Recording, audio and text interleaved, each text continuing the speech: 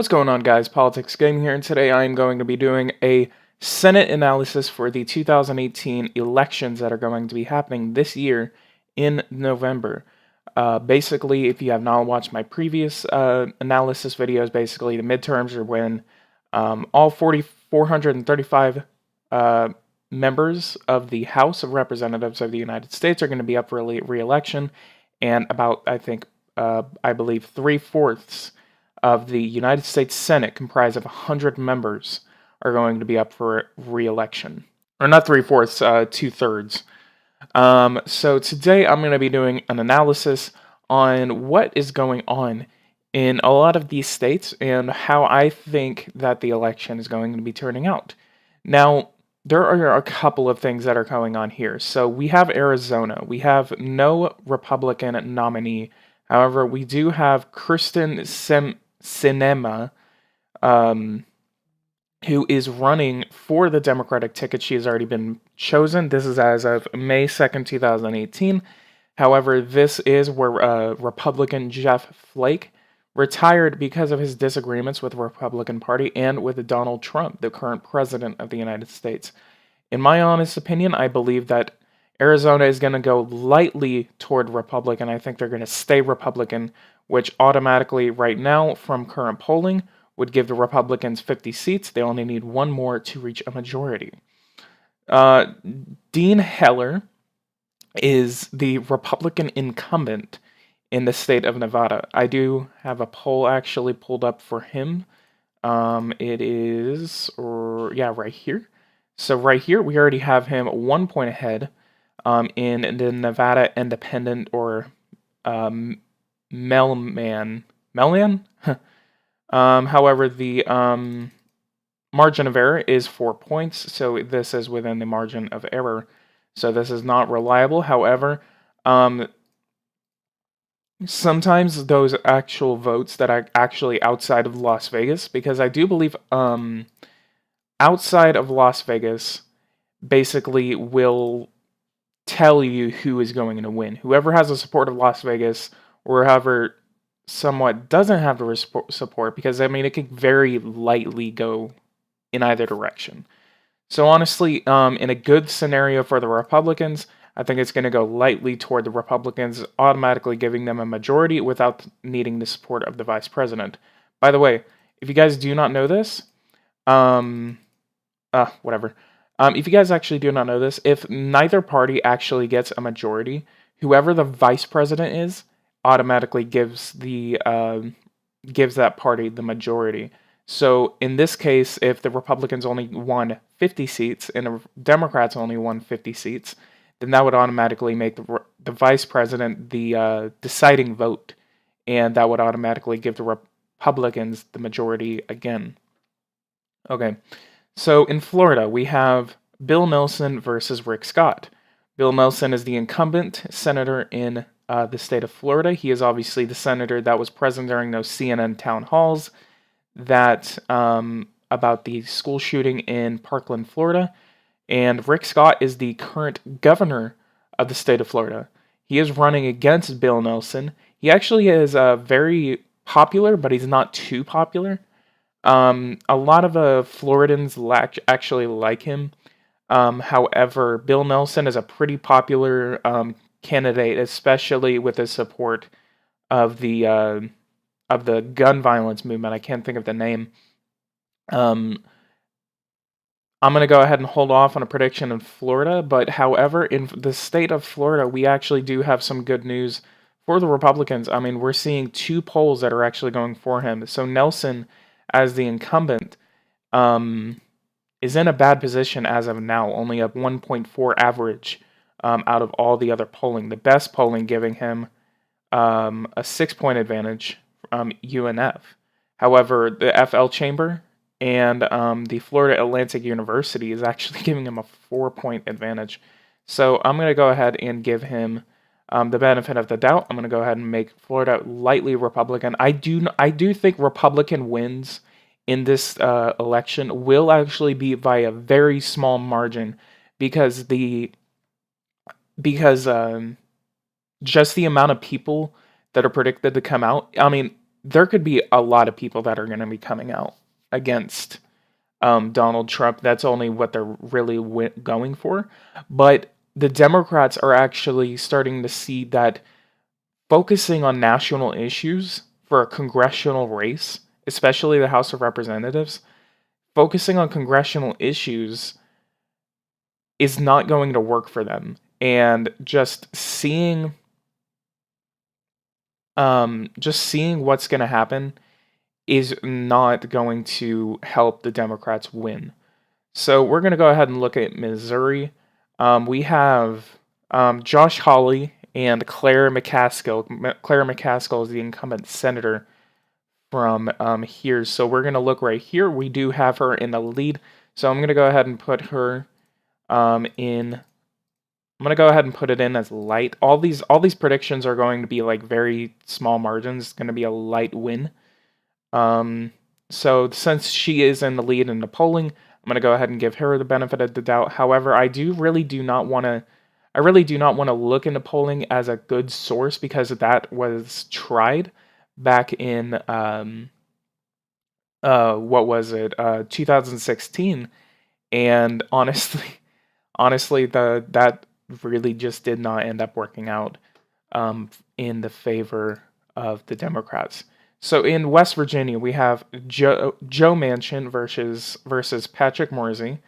Joe Manchin is the incumbent, while Patrick is the West Virginia Attorney General. And honestly, I do not have really good hopes for Joe Manchin winning this. This is honestly going off of polling, but also my own personal opinion. I'm not trying to be biased toward any political party. However, looking into the polling and just looking into the just the general look of what you can think, and then if you just kind of think about it, if you can think just like what would happen and just look at the trending over the past federal elections, look at the trending past just every other election that's happened, and you'll basically pretty much figure out that West Virginia is really going toward the conservatives. So I'm going to go ahead and put it likely Republican. And this automatically now gives 53 seats to the Republicans and 45 seats to the Democrats. So a total gain of 1, 2, 3, 4 seats for the Republicans and only 1 seat for the Democrats. So we're going to go ahead and go over to North Dakota. North Dakota is a state that votes Republican in a lot of national elections. And I'm going to go ahead and actually pull North Dakota up because North Dakota obviously is in favor of the Democrats, of the Republicans and Democrats. It's actually nearly just a tie right now because Gravis is polling Heitkamp at +3, while Mason Dixon is only voting Kramer at +4. So I'm going to go ahead and give Mason Dixon the benefit of the doubt. I'm going to go ahead and put it in the Republican column. And Joe Donnelly, I know is a pretty unpopular senator, but in the state of Indiana, they did vote for Barack Obama back in 2008. There is a base of people there that can actually flip the state. However, I do believe that not enough people are going to be coming out. So I'm going to go ahead and put it into the Republican column. And I'm actually going to go ahead and check that before I actually confirm that I'm going to go ahead and put it in the Republican column. And yeah, see, Braun is actually ahead in state polling. And there's actually a pattern coming out of Indiana and West Virginia, is that West Virginia and Indiana are actually very conservative states. They're some of the first states to actually be called in the election nights and stuff like that. And they usually go for the Republicans. And the reason I have this 55-45 map is because the Democrats have a lot of momentum going toward them in this next election. However, I don't believe it's going to be enough to actually win them the election. If something like this happened, something like Parkland in Florida happened, you know, maybe weeks or even days before the election, I think that would give the base enough incentive to actually turn out people who want to vote for common sense gun legislation. And I think it benefited the Democrats in the long run, because if you actually look at RCP, I like to use RCP because they actually use a like a compilation of polls. So I'm gonna go ahead and pull this up right here. In December, this was actually when the Democrats had the most momentum going toward them. They nearly had 50% of the population's vote on polling. And then it just kind of started going downhill from there. Right now, we're seeing a 7-point difference between the Republicans and the Democrats. And the Democrats recently they were separated by nearly 3 points. They were very, very close. And the Democrats lost so much momentum, even right here. But right here, we're actually seeing a good margin for the Democrats outside of the margin of error, if there is a margin of error in these pollings. But right now, we're not seeing good numbers for the Democrats, and I think the Democrats, it's going to hurt them in the long run if they keep doing and concentrating on national things, just like, because the Democrats are they're using Donald Trump, they're using the tax cuts, they're using this, they're using that, especially Nancy Pelosi. Nancy Pelosi, ever since she got into office, she did very well in the 2006 elections. The Democrats took over the House by a considerable percentage margin. However, ever since then, 2008, 2010, 2012, 2014, 2016, the Democrats have continued to lose national races. They have lost lots and lots of seats, not on a federal level, but on state, on city, on municipal. All of these states and all of these cities have voted against the Democrats because they're only focusing on the national Democrat. The Democrats don't realize that this is not working for them, and they need to change their tactics or else they're going to do it. However, I'm going to give the Republicans the Senate because simply the Democrats don't seem like they're going to change by November, and are going to continue with these trends that they keep doing, and they're going to continue focusing on national issues, and they're going to continue not focusing on local issues that their candidates should be doing because they're from, for example, the 26th district of Texas.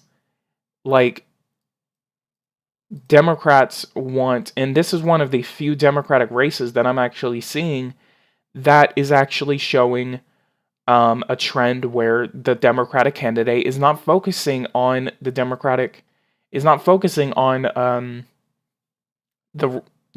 national Democrat. They're focusing on their own district. I'm not seeing Lindsey Fagan talk about, this, Donald Trump is doing this, Donald Trump is doing that. You can look at her Facebook page. I know she has one, and I've looked at it several times, and she's talked about how Donald Trump is doing this, but that's not her main focus. She's talking about the issues that are going on in the 26th district of Texas. And then you have Michael Burgess, who is a very pro-Trump congressman, and he really, really is into Donald Trump. So he has a very good chance of winning. And that's the other thing with these people, these Republicans that are winning in these races that are actually endorsed by Donald Trump, is that Donald Trump is a huge factor that is getting the Democrats to come out to vote. However, he is also a good factor in having the Republicans come out to vote. Republicans are actually afraid that the same people that came out to vote against Hillary Clinton are not going to come out to vote against the candidate in their local races. By candidate, I mean Democratic candidate, as in talking about Republicans. And it's just something to think about when, and I think another thing that's actually going toward the Democrats, or going against the Democrats, is actually gun control. Gun control is a very big issue, and whenever Barack Obama was in presidency, it was just constant. Obama's going to take your guns. Obama's going to do this. Obama's going to do that. The Democrats are going to do this. The Democrats are going to do that. And that fear was still in play when Hillary Clinton won the nomination and was like very close to winning the presidency. That is why people voted against Hillary Clinton, is because they felt Donald Trump would not take their guns. They felt Donald Trump wasn't going to screw up healthcare. Blah blah blah. You can make a debate about Donald Trump and healthcare all the livelong day, but you're not going to say that he's not helping the Republican Party win these races.